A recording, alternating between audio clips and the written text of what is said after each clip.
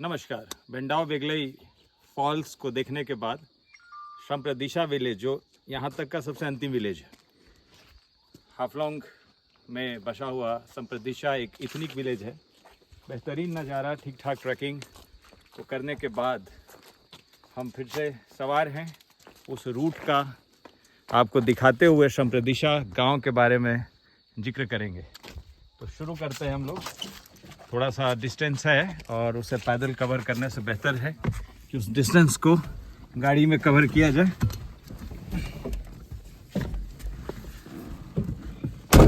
ये शानदार दिमा हसौल ज़िले का जो हाफलोंग मुख्यालय है, अपने आप में एक अद्भुत है। इसका स्विट्ज़रलैंड कहा जाता है। और अब देखिए, अब मतलब सारी परिस्थितियाँ, सारे सिस्टम। ये डॉगी हमें नीचे मिला था जब हम आ रहे थे।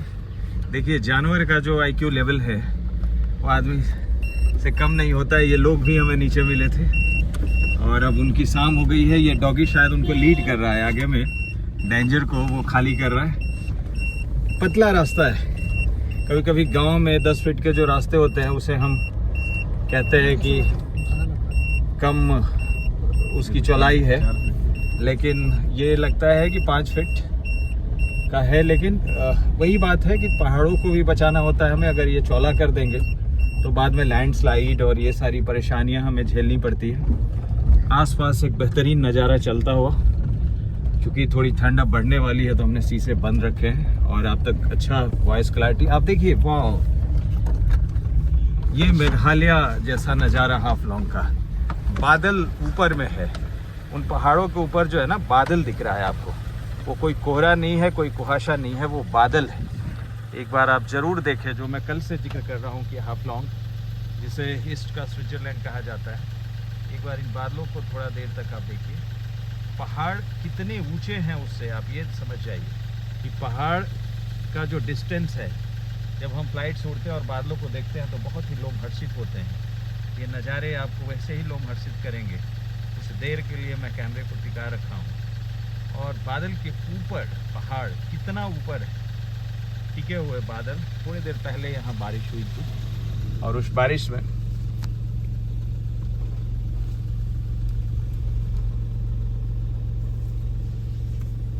हम आगे बढ़ते हैं। मैं खिड़कियाँ खुले ही रखता हूँ या बंद कर देता हूँ ताकि वॉइस क्लैरिटी बनी रहे। आप ये जो थोड़ा सा बीच बीच में डिफॉरेस्टिंग देख रहे हैं, ये बहुत परेशान होने की चीज़ नहीं है, क्योंकि यहाँ भी लोग रहते हैं। और यही समझना होता है कि बहुत बार ज़िंदगी में 6 और 9 को भी एक समझना होता है। कोई 6 भी कहता है। ये थोड़ी डिफॉरेस्टिंग है, बट अब देखिए ये फॉरेस्टिंग का रूप लेगा।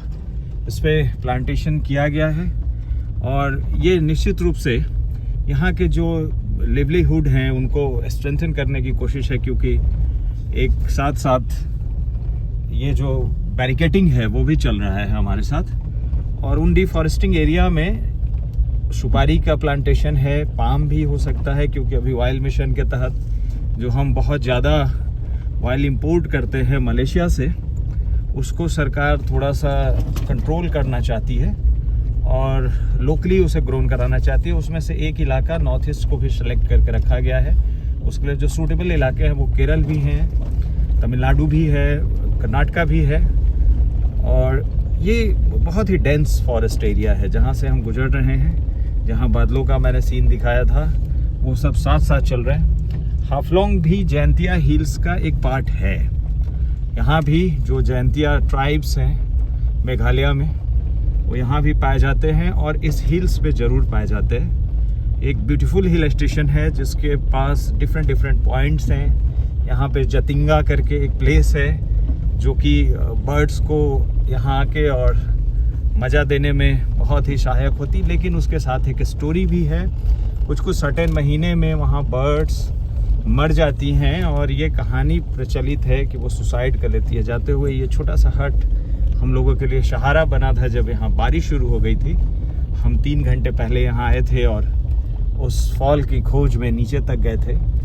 एक इरादा ये भी था कि जहाँ से इतनी पतली सड़क शुरू हो रही है वहीं गाड़ियों को लगाए। ये आप देखिए व्यू। और ये हिल स्टेशन, जो हिल स्टेशन हमने बचपन से पढ़ रखा है तरह तरह के बड़े नाम, और मैं उसका जिक्र नहीं करना चाहता क्योंकि वो भी भारत के अंग है। जिन बादलों का मैं जिक्र कर रहा था, यहाँ से भी वो दिखता हुआ इन पहाड़ियों के बीच में बादल फंसा हुआ है। और अल्टीमेट असम है, अल्टीमेट असम इसे हम कह सकते हैं। ये यहाँ डिफॉरेस्टिंग के बाद जो सुपारी है कुछ शेप में आया है। मैं इसे गाड़ी से कवर कर रहा हूँ। मैंने बताया था कि इसे इतना लंबा कवर करना संभव नहीं होगा और कई बार वीडियो बोरिंग हो जाती है। इस जगह तक पहुँचने का जिक्र एक बार फिर से मैं इस वीडियो में करूँ। मैंने चैनल पे 2-3 वीडियो बनाए हैं हाफलोंग से रिलेटेड और उसमें हमने जिक्र किया है, लेकिन कई बार ऐसा होता है कि एल्गोरिदम के कारण कोई वीडियो किसी खास जगह तक पहुँच पाता, कोई नहीं पहुँच पाता। तो इस जगह तक पहुँचने के लिए जो सबसे सुगम मार्ग है वो है रेल। और रेल आप पकड़ते हो गुवाहाटी से। गुवाहाटी से जब आप अगरतला के लिए चलते हो तो रास्ते में एक लुमडिंग स्टेशन है। लुमडिंग के बाद जो मेजर स्टेशन है वो हाफलोंग है।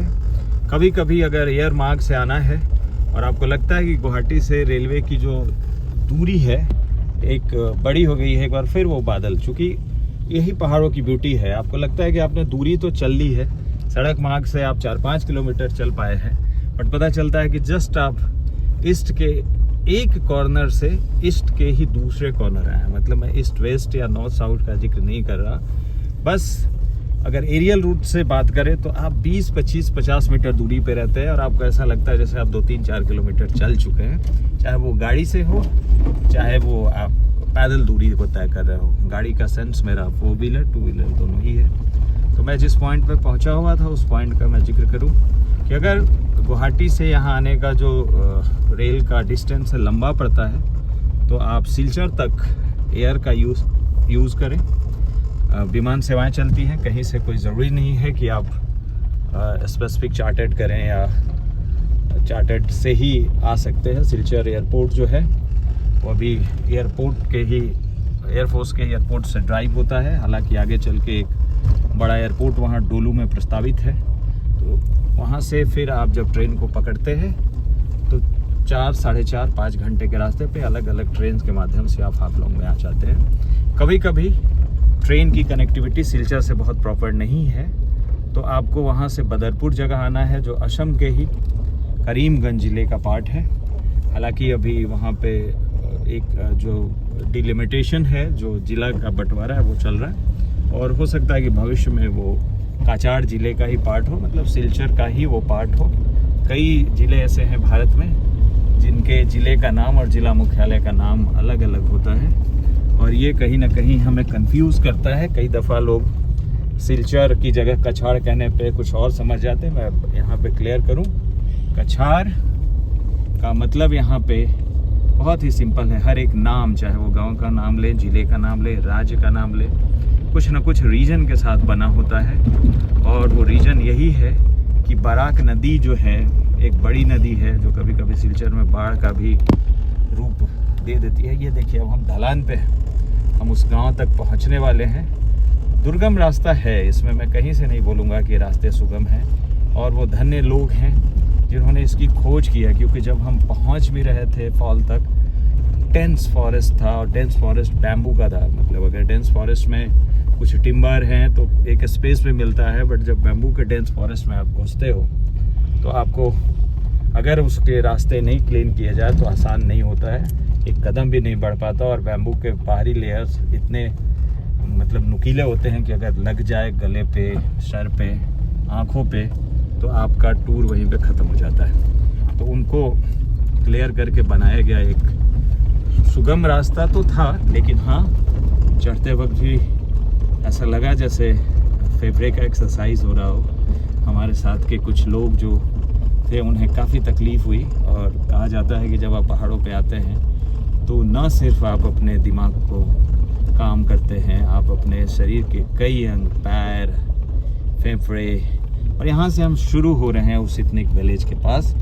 तो हम थोड़ा सा आपको ब्रीफ करते हैं यहाँ पे बढ़ते हुए, एक फिजिकली बढ़ते हुए, और सामने का हिल आपको मैं दिखाता हूँ। हम यहाँ से बढ़ना शुरू करते हैं और जब हम इतनी विलेज का जिक्र कर रहे हैं तो कुछ तो बात होगी, कुछ तो इसके पौराणिकताएँ होंगी। इतने हिल्स पे आने के बाद भी ऐसा नहीं है कि इस गांव के बाद मैदानी इलाके शुरू हो गए हैं।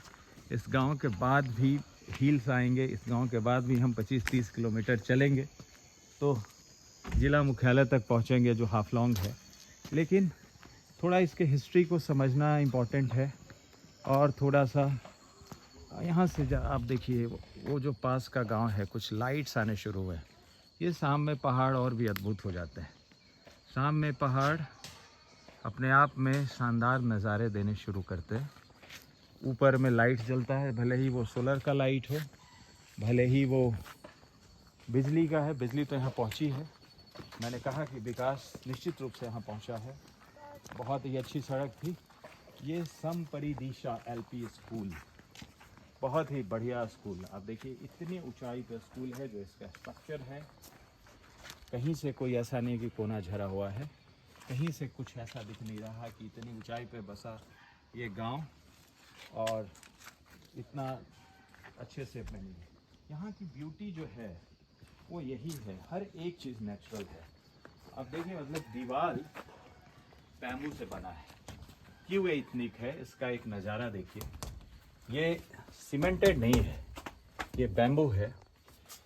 गेट भी टिम्बर का, ऊपर का पार्ट बैम्बू, ये भी बैम्बू। यानी जो पाइलिंग की गई है वो लकड़ियों का सहारा है। जो पाइलिंग के ऊपर का पार्ट है, जनरली जो लोग मेटल का इस्तेमाल करते हैं, वहाँ भी लकड़ी है। और ऊपर में करकट इसलिए डाला गया है ताकि जो वाटर है उसको रोका जा सके। वो तो एकदम इम्पॉर्टेंट है। अगर वहाँ पे प्लास्टिक का इस्तेमाल होता है तो इन्वायरमेंट के लिए और भी गड़बड़ है।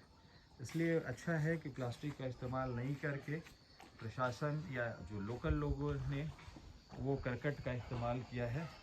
समप्रदिशा एक ऐसा गांव है जो हम आगे बढ़ते हुए इसको कवर करेंगे। और निश्चित रूप से जो विकास था वो आपको दिखाई पड़ा, जो इतने दूर का हमने कवरेज किया। और जो एक नॉर्थ ईस्ट के बारे में भ्रांति फैलाई जाती है कि यहाँ सुरक्षा के, लॉ एंड ऑर्डर के इश्यूज़ हैं, वो कहीं से दिखाई नहीं पड़े। रास्ते में हाँ कुछ लोग दिखाई पड़े, लेकिन बिल्कुल ही फ्रेंडली थे। हमारे एक मित्र को चोट लगी थी और वो हर्बल एक ऐसा आइटम दे रहे थे जिससे कि बहुत ही तुरंत हीलिंग मिला। तो ये जो बेंगलाई वाटरफॉल का रास्ता था जो समप्रदिशा से गुजरता है, ये इको टूरिज़म कमेटी, जो जनरली मेघालय असम के इलाकों में आपको मिलेगा कि विलेज इको टूरिज़म एक कमेटी होती है, वही चलाती है। वहाँ के पार्किंग के वही चार्जेस लेते हैं। कहीं कहीं पे मेघालय में हमें कुछ जगह पे चार्जेस देने पड़े, वो भी वहाँ के जो है लोकल उन्होंने ही चलाया था। समप्रदिशा विलेज जो है निश्चित रूप से अनएक्सप्लोरेड टूरिज़म डेस्टिनेशन है। हादिंगमा area where beautiful triple waterfall was situated, soon to get viewpoint at Bandao Bengai waterfall. Number 2, one of the highest and most beautiful waterfall among the 3 waterfall, Dima Hasao tourism. So ये हम जानकारी थोड़ा सा जो इसकी history है उसे भी खंगालने की कोशिश कर रहे हैं। जैसा हमने बताया था कि हम बहुत ही प्रोफेशनल यूट्यूबर नहीं हैं, लेकिन जब किसी जगह पे घूमने जाते हैं तो हमें ये समझ में आता है कि जो इतना बड़ा भारत का पार्ट है, इतना बड़ा डाइवर्सिफाइड भारत है, इसे कहीं ना कहीं हमें ज़रूर देखना चाहिए। हम सिर्फ एक कोने को या सिर्फ एक ही जो परिचित टूरिज़म सेंटर है, एक ही परिचित सेंटर को हम देखना चाहते हैं और वहाँ पे हमें लगता है कि इसके अलावा कोई टूर सेंटर नहीं है, कोई एरिया नहीं है। तो ये शायद ऐसे वीडियोस जो अगर आपके तक किसी भी माध्यम से पहुंचते हैं और जो इसको देख पाएंगे, मैं उम्मीद करूंगा कि आप शेयर ज़रूर करें ताकि हम जान सकें कि जो कभी कभी वहम और कभी कभी भ्रम हमें फैला दिया जाता है कि हमारे उस इलाके को अछून रखा गया, उसको नहीं टच किया गया, उसकी तुलना में ये हमने दिखाया था उस पेड़ पे ही, उस बिल्डिंग पे ही कि बैम्बू का कितना ज़बरदस्त इस्तेमाल करते हैं। हर एक घर फेंसिंग है। आप ये ब्यूटी देखिए, कल्चर देखिए और सफाई देखिए। ग्रामीण इलाकों में जो हम प्रदूषण फील करते हैं, ये केले का पौधा, मतलब इस हील पे भी इन्हें सब्जी खरीदने के लिए नीचे नहीं जाना है। कुछ केले का पौधा हमें जब हम झरने के पास जा रहे थे वहाँ भी दिखाई पड़ रहे थे।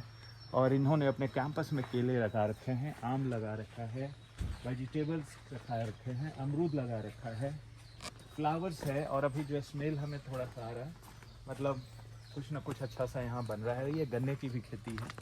तो जो सेल्फ, मुर्गे की आवाज़ आप सुन रहे हैं, तो सेल्फ जो अपने आप में एस्टैब्लिश्ड और अपने आप में स्थापित गांव हैं, वो कुछ इस तरह से दिखते हैं। मतलब ये जब कहा जाता है कि गांवों तक समृद्धि नहीं पहुंची, गांवों तक विकास नहीं पहुंचता, निश्चित रूप से यहाँ पे कुछ हमें दिखाई दे रहा है।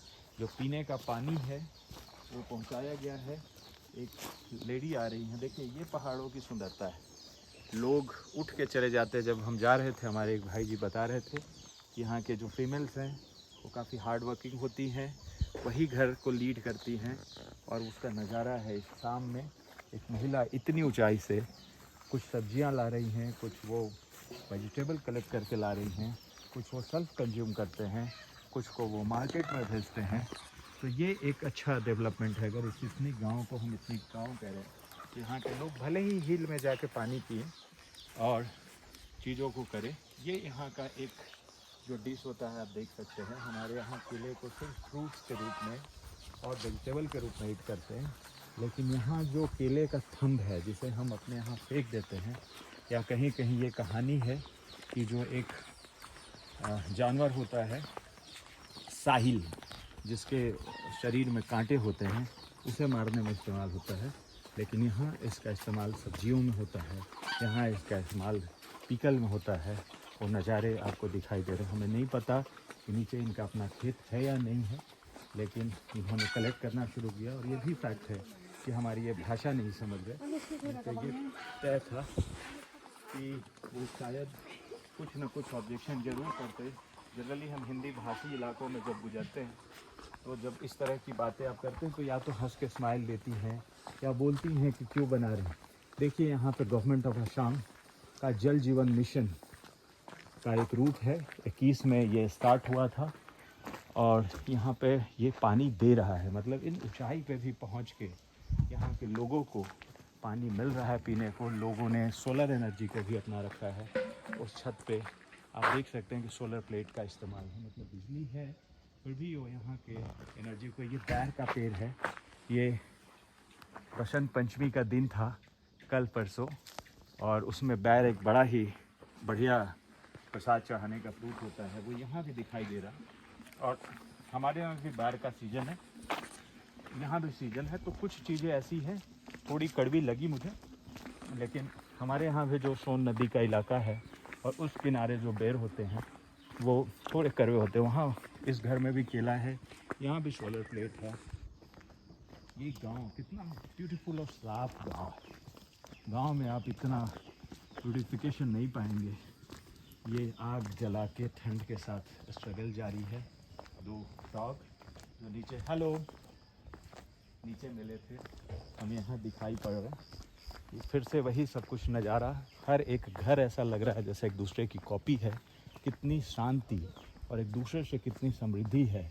एक बार हम यहाँ पे बोर्ड के पास आते हैं जहाँ पे लिखा हुआ है संप्रदिशा village, established 1885, founder lieutenant Rupananda डिब्रांगेडे। 1885 का ये गांव है। जो मैं कह रहा था कि इथनिक है, इतना इथनिक है। इतना पहले एक आदमी मैं सलाम करता हूँ, वो स्वर्गीय लेफ्टिनेंट रूपानंद डिब्रांगे जी का, जिस वक्त इस दुर्गम जगह पे आके और इस गांव को स्थापित किया।